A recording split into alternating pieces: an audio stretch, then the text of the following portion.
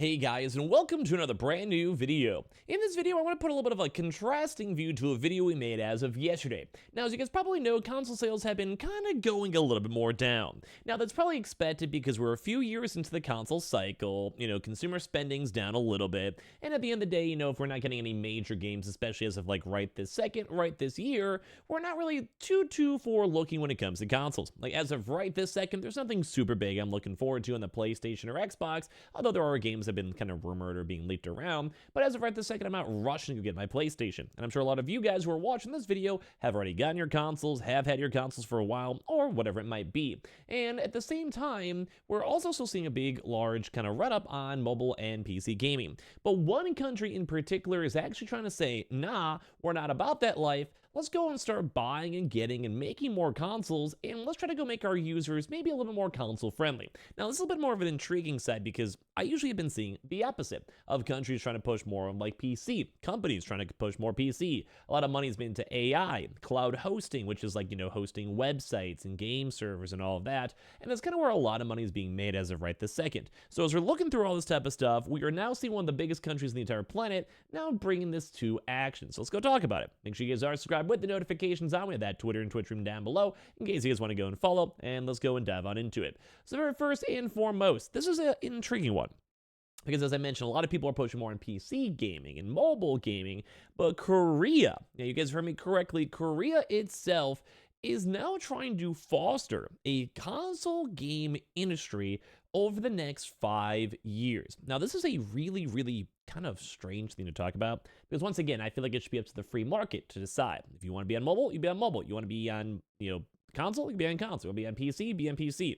And the only thing I think big issue would be if there's like import issues and export issues, such as when the consoles first came out, there was a lot more smaller on the like not America, UK, and maybe like let's say, I don't know, like China, Japan, wherever it might be. But basically that could be one big hindrance. But right now it seems like Korea is trying to go and foster more people on the video game console side. Intriguingly enough. So Korea will focus on fostering its console game sector over the next 5 years as parts of efforts to revive the country's game industry, the Culture Ministry said on Wednesday. So basically, this is a really weird one because you would think that, like I said, console gaming is whatever. Like, just do it if you do, PC if you don't. But apparently, don't forget that gaming is one of the biggest parts of money right now. I do believe it's actually the biggest entertainment side in the first place. So let's go and see how much money does gaming make a year. And right now, I do believe it's like one of the most important industries when it comes to everything as a whole. So in 2022, the revenue from the worldwide gaming market was estimated at almost 347 billion US dollars, with the mobile gaming market generating an estimated $248 billion in total.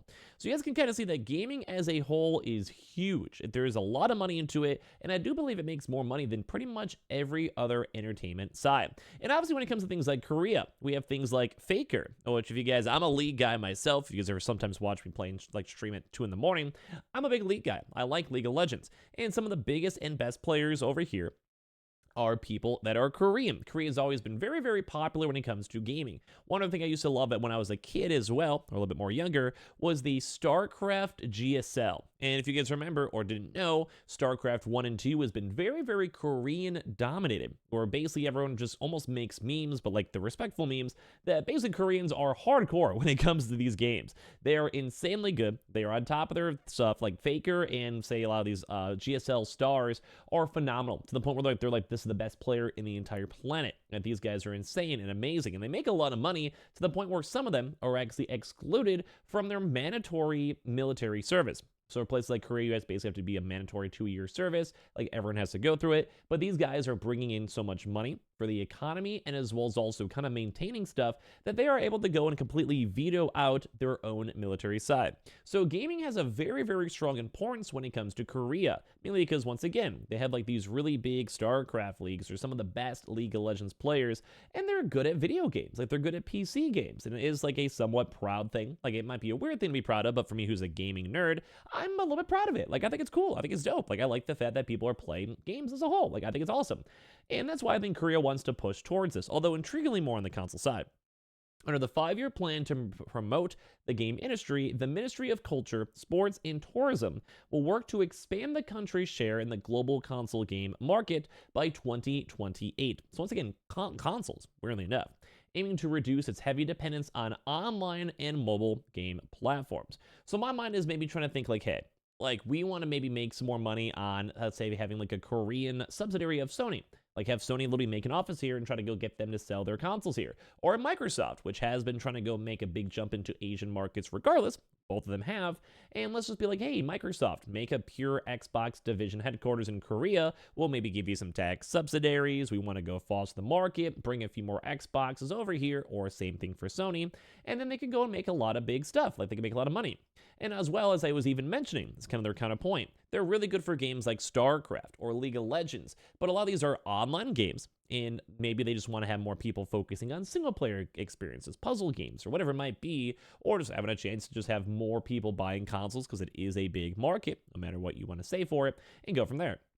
So Korea has the 4th biggest game industry in the world in terms of sales, posting a combined revenue of around $16 billion in 2022, driven by the growth of online and mobile games. However, the country's share of the global console game market, though, is only 1.5%.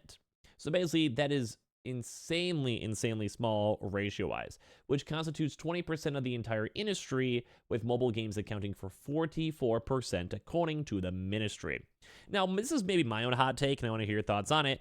I'm one of those people where I think that console games are better than mobile games. Not like in if you guys are playing a random thing on your phone, you're waiting for a haircut, you're just enjoy it better, whatever it might be. But in my mind, if let's say I have a kid, I'd rather my kid be playing games like Zelda or playing some multiplayer games or God of War or whatever it might be, rather than a lot of, no offense, mobile trash. I've played a few mobile games or even done a few sponsors for mobile games, so I'm not against it. They have their time and place. You kind of sit, relax. You're waiting for a haircut. You're sitting in your car. You're just really bored. Lay in your bed at night, whatever it might be. But if I had to go pick between one of my kids playing Horizon Forbidden West or Halo or Fable or Hellblade Sauna or Ratchet and Clank, any of these console games that are exclusives on it, versus, let's say, Raid Shadow Legends, not sponsored, in my mind, I would probably rather have them play any type of console game. There's more thoughts, there's more story, there's involvement, investment. Or as well, if you guys know, for a lot of console games, Call of Duty, Rocket League, Fortnite, whatever it might be, there's also a lot of good bonding. We have a chance to go meet friends and play with your friends and be in video calls with people and have an overall good time, which to me at the end of the day is nice. Like, it's nice to go and see. It's a good vibe at the end of the day. So I am one of those people where I think this actually might be good if they're trying to push it towards a proper way. You have more money for your local economy. You have more of a chance for people to play proper and better games. And at the end of the day, I think it's just a nice vibe. They're saying so more than 40% of gamers in North America and Europe play more on console games. And they're basically also trying to be like, hey, Americans, although we're somewhat arguing / moving towards off of console games as a whole, we are now at least seeing this vibe. Like, we're seeing more people maybe trying to go and enjoy it. Like, maybe people are underestimating the niceness of console games. Having a chance to lay on your couch and relax, having a chance to play with your friends and chill, or once again, maybe just big economies making more money for it.